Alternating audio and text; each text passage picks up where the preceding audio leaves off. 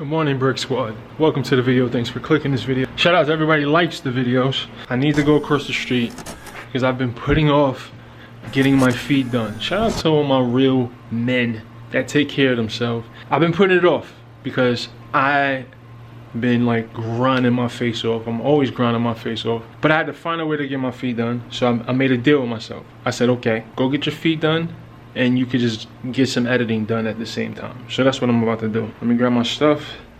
And luckily, the mall is literally 17 steps away. So yeah, I'm at the mall and I lied. It's 37 steps. Yeah, I counted.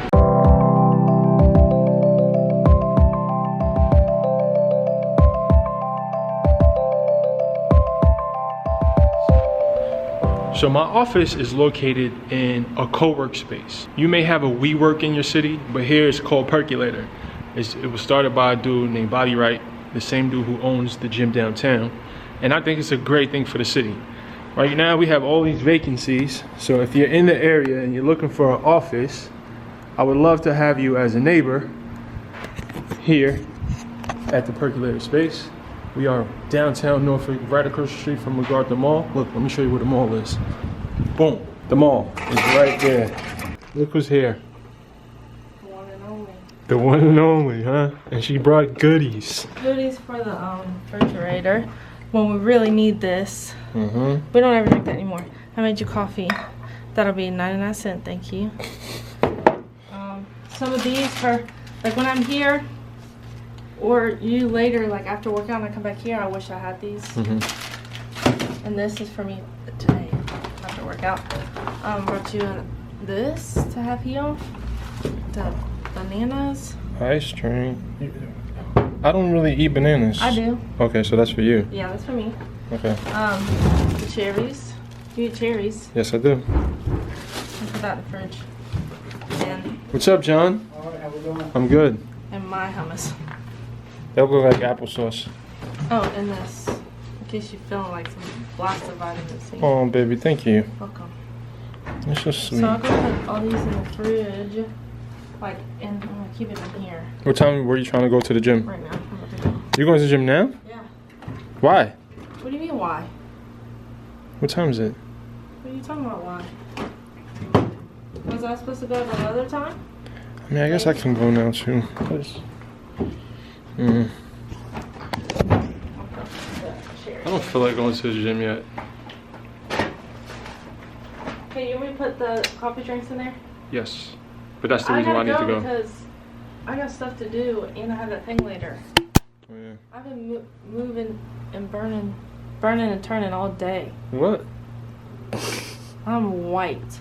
You're white? Wiped. White? No. So I decided not to go to the gym right now because I just don't have it in me to work out fasted. I normally work out fasted maybe 3 days a week. Today's is not the day. And I normally would work out today fasted because it's my upper body day. I never do fasted workouts on my lower body. But anyway, here's the dilemma. And pardon me while I complain with my first world problems. There's no eggs at the crib. That's a big problem.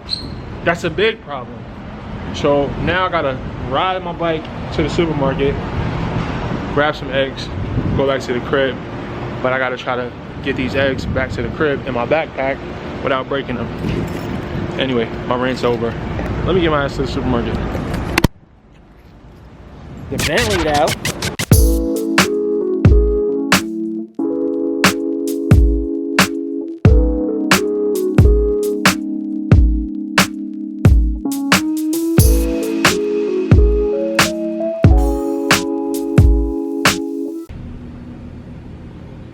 Have you ever seen somebody make riding a bike to the supermarket look so sexy? Shout out to that montage. Back at the crib, I'm about to make some protein pancakes because I don't feel like eating oatmeal today. Because I always eat oatmeal.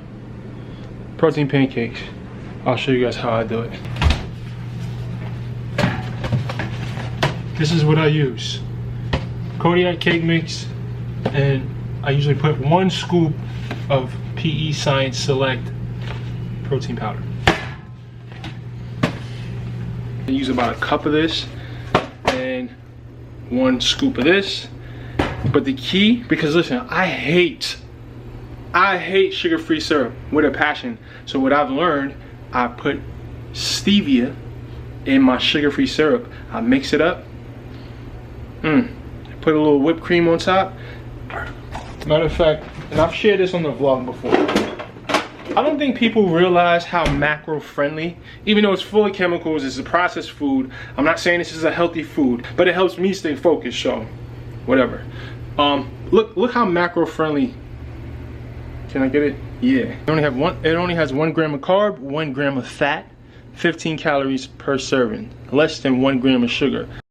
And that's in a 2 teaspoon serving, which isn't a lot, but it's kind of hard to pile up. So this is what I use. I use stevia, stevia in my sugar-free syrup, and whipped cream. Game changer. Try it out. Comment below if you guys try it, or if you like protein pancakes, 1, and then 2, if you don't mind, share your protein pancake recipe for the rest of the Brix squad. All right, I'm about to make these protein pancakes, and then I'll let you guys know how it turns out.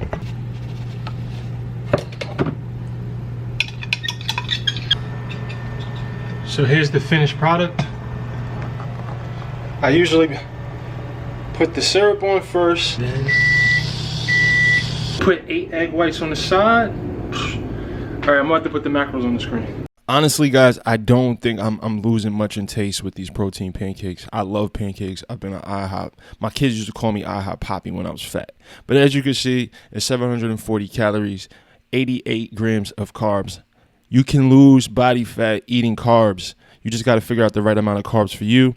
It's 9.5 grams of protein. I'm sorry, 9.5 grams of fat, 80 grams of protein. The sugar-free syrup with the stevia was a game changer for me. The ready whipped cream was a game changer for me. Very little calories, very high return in taste. So you want to experiment, find different condiments that allow you to really enjoy your food and still stay within your caloric range and not go over. Life is good when you could do that. All right, just got back to the office. I have a consultation call with a new client that I gotta get ready for. And I remembered finally to bring this. Yes. I'm with Kat. Frederick, what's up, bro? Hey, man.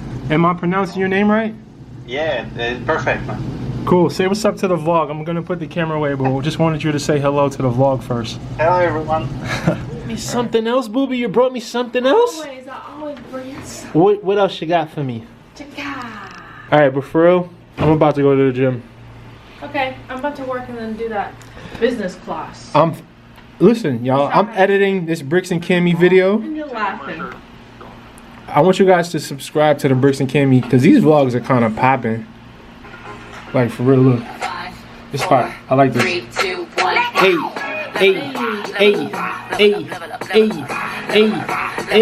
My girl's getting it.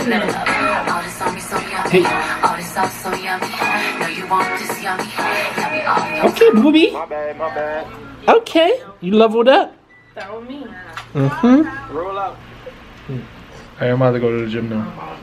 All right, Brix Squad, welcome to today's commentary. It is the chest and tricep day. It's been a minute since I just did like these sort of body part split workouts.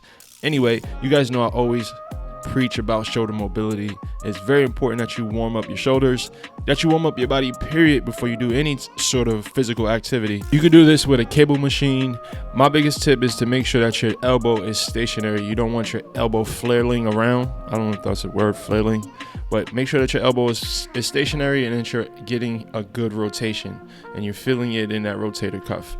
I don't normally do these I guess we call them high rows, or I'm not sure what they're called, but I didn't really like them, so let's move on. This move right here, you want to make sure that you are, again, keeping your elbow stationary. This is to focus on your teres minor, right, which is responsible for external rotation of your shoulder, which is very, very important when it comes to shoulder mobility. That's where you're supposed to be feeling it. That's where the teres minor is. I see a lot of people using dumbbells or plates. That honestly doesn't focus on the teres minor. You start involving other parts of your shoulder and your bicep. It's better if you can if you don't have weight pulling your hand down, right, which allows you to isolate the muscle. If I'm training upper body, I almost always do push-ups. I do at least 100 push-ups every single day. I'm a push-up fanatic. I love them. There are not many exercises that will give you a better return on your investment than push-ups. So I've been noticing this little like deflation in the middle of my chest. So I've been trying to figure out ways to target the center of my chest. So I honestly was just experimenting with this, trying to find an angle that allows you guys to see the muscle activation, because I'm kind of using this for activation. But then I'm like, you know what? This looks a little douchey, so I need to fix my shirt. Yeah, so this was a working exercise as well as a chest activation.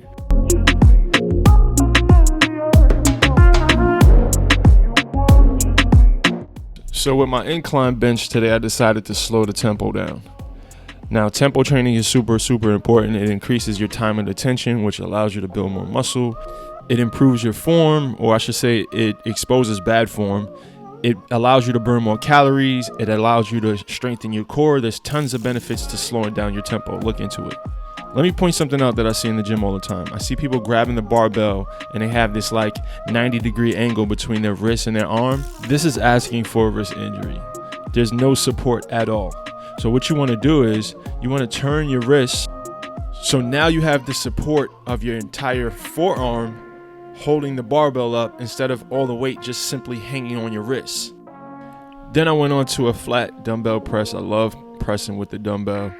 It allows me freedom to manipulate my hand position so that I can get the most chest activation. I love this pec deck machine. It's very rare. You probably don't have this in your gym, but I'm doing it slow and control. I make sure I'm squeezing it in the middle. Squeeze. That squeeze is super important. Like, you want to add resistance with your mind. Squeeze. Squeeze. All right, then I went into a skull crusher. I rarely work my triceps. I have huge old triceps. They're a lot bigger than they are strong, so I'm focusing more on doing some tricep work. I don't really do a lot of isolation work, but I need to so that I can improve.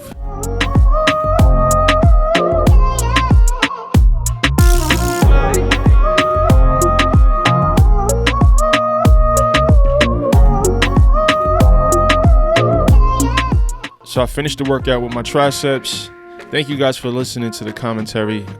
Comment below if you guys have any suggestions, any questions, and I'll do my best to make some videos on it.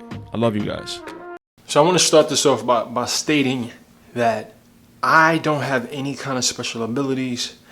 Honestly, I started probably a lot further behind than a lot of you are. I was lazy. I was very unmotivated.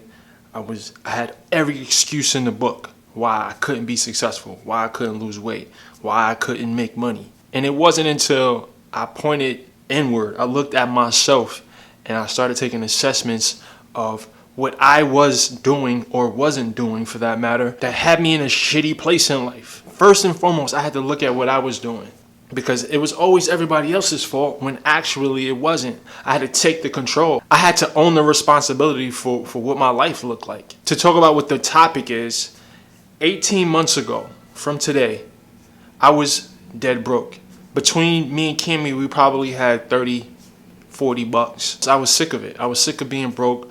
I was sick of having to borrow money from people. I was sick of every time my kid's mom would text me about money. I was sick of having that pit in my stomach. I was sick of coming up short. I was sick of not feeling like a man. We live in the greatest era in American history, especially for anyone who wants to create independent income. We have access to so much information. We have access to so many resources that our fathers and our grandfathers, they didn't have this stuff. It starts with figuring out a way that you can be of service to someone. How can you be of value to someone? And then you have to assess your work ethic. You have to look at what you do with your time. Are you watching TV? Are you going out? Are you partying in the club? Are you binge watching Netflix? Like, if you want to change your financial situation, the first thing I think you need to do is make sure that you're making use, you're being productive. Not busy, you're being productive with every single minute of your day. I was obsessed because I had hit the wall. I'm like, bro, I'm tired of being broke. I had a vision that I want to get to X amount of dollars, and I did it. I woke up every morning at 4 o'clock. I went to bed every night at 12 a.m. And I'm not saying that's what you need to do, but that's the path I had to take to get control of my finances and to start becoming more productive. This is what I did, but I had to figure out a plan. You have to strategize. You have to live with strategy. If you don't live with strategy, it's equivalent to walking around with a blindfold on. You have to have a plan. You can grind 18 hours a day. But if you don't have a plan, if you don't understand the sequence of events that you're striving towards, then you're probably working backwards. But let me stop myself right there, because sometimes you have to go the wrong direction in order to figure out where you're supposed to be going. So every path is individual. There's no words I can tell you that will give you a definite blueprint for you, right? But the key is adding value to people's lives. Find a way to solve people's problems, right? Assess your strength. What qualities do you have that will set you up for success in whatever endeavor that you plan to partake in? Be honest with yourself. If you find a weakness, then you need to collaborate with someone else who's strong in that area where you are weak, right? So relationships, and I know this is kind of all over the place, but the first thing you need to do is have a plan. What issue do you want to tackle in the world? Because that's where money is made. Money is made when you solve someone's problem. Find you a good mentor. That's something I'm still trying to figure out. I need to find me a good mentor. I have good people in my life, but I don't have that definitive mentor. Find a mentor. Self-education, mentorship, putting in the time, making the investments, and get rid of the excuses. Because right now, I'm pretty sure as you're listening to this, you're probably like, yo, I can't do it because of this. I can't do it because of that. If you continue to allow excuses to exist in your world, you're not going to get anywhere. They're never going to go anywhere. So you have to find a way to scale every excuse that your mind can formulate. Straight up. I can go on and on about what I could have let stop me from getting to where I am right now. And right now, I'm only at about, I want to say 12%. If the goal is 100%, I'm at 12% right now. I'm just getting started. I'm still a toddler in this. And it's exciting because there's so much room for growth. You got to fall in love with the process. I'm loving the process every day. I was in this office at 5:30 this morning. Nobody else was in here. 5:30, I'm in here, pounding the pavement. Because I have a vision. I'll be able to kick my feet up in 10 years. But for now, for the next 10 years, 12 years, I'm pounding the pavement. Straight up. And you gotta be hungry. And these are all cliches. And again, this is the most I can give you. Because there is no blueprint. There's something individual. Your path is going to look different from the path of the person next to you. And his path is going to look different from mine. But the same principles apply. And these same principles can be applied to fitness as well. You get out of it what you put in. You have to be consistent. When you get knocked down, you got to get back up. You got to be relentless. You got to have a relentless spirit. This world, there's so many obstacles in this world. And if you expect to coast to weight loss, if you expect to coast to financial freedom, then you got another thing coming. I swear to God, like the gifts of life. The gifts of life are granted to the bold, the resilient, the people that just don't take no for an answer. There is a way. I don't care what situation you're in. I mean, of course, there's always exceptions. But if you have energy in your body, if you can walk, if you can talk, then you can get something done. Straight up. All right? I'm out.